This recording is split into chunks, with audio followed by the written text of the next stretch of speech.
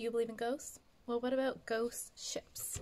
So today I want to talk about the ghost ship of Northumberland Strait, which is right here. So it's between PEI, Nova Scotia, and New Brunswick. But this is it right here. And I have seen this ghost ship, I'm pretty sure.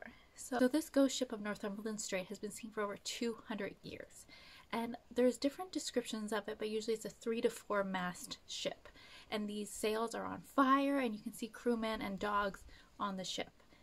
And there's a few different stories about this ship, because there has been a few ships that have burnt on this Northumberland Strait. So they think it's the ghost from those accidents. In 1786, people have been reporting sightings of a schooner on Northumberland Strait with its 3 or 4, no one can agree on how many, masts ablaze. It has made appearances in novels, newspapers, travel books, songs, even academic journals, and on a stamp by Canadian Post. Perhaps the best known narrative is from the 1900s, when a group of sailors in Charlottetown saw a ship on the horizon with white sails and crew members climbing up the mast as they tried to escape the growing flames. The sailors jumped into the rowboats and oared out as quickly as they could to rescue the ship's crew, but as they neared the boats vanished. Residents of Glengarry have similar stories. In the 1950s, a man and his wife were preparing for bed when the wife pointed out the window and asked her husband whose house was that one with the light on.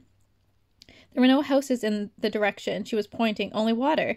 When the two went out to investigate, they saw a fully rigged ship sailing down Northumberland Strait at a full tilt and completely engulfed in flames. They watched it until it disappeared from view, or at least that's what they told Edward D. Ives, an American folklorist, Maine University. Ives was visiting PEI for a separate project when he heard about the ship and began gathering accounts from locals all along the Lot 7 shore of the island. A fisherman from Belton told Ives that he saw the ship when he was out fishing one night, and though he had tried to approach the boat, it never got any closer. For unknown reasons, there is very little discussion as to where the boat comes from or why it continues to appear.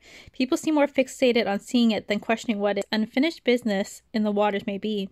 The legend says the ship is blown in on a northeast wind and is an omen that a storm is coming.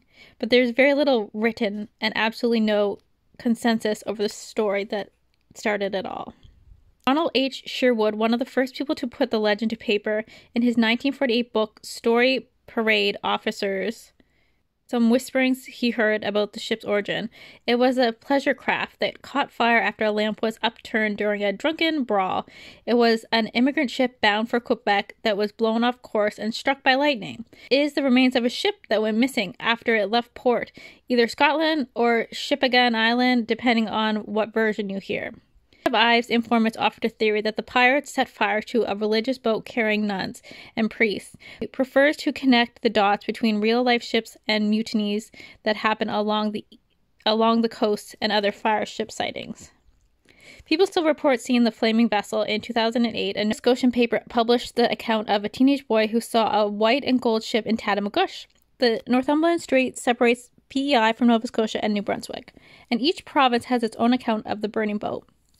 There is also a debate over whether there were crew members running around the deck, and sightings differ on the number of masts, the kind of rigging, and the type of ship. One account even suggests it was a steamer, but one has to wonder if that's another ghost ship altogether.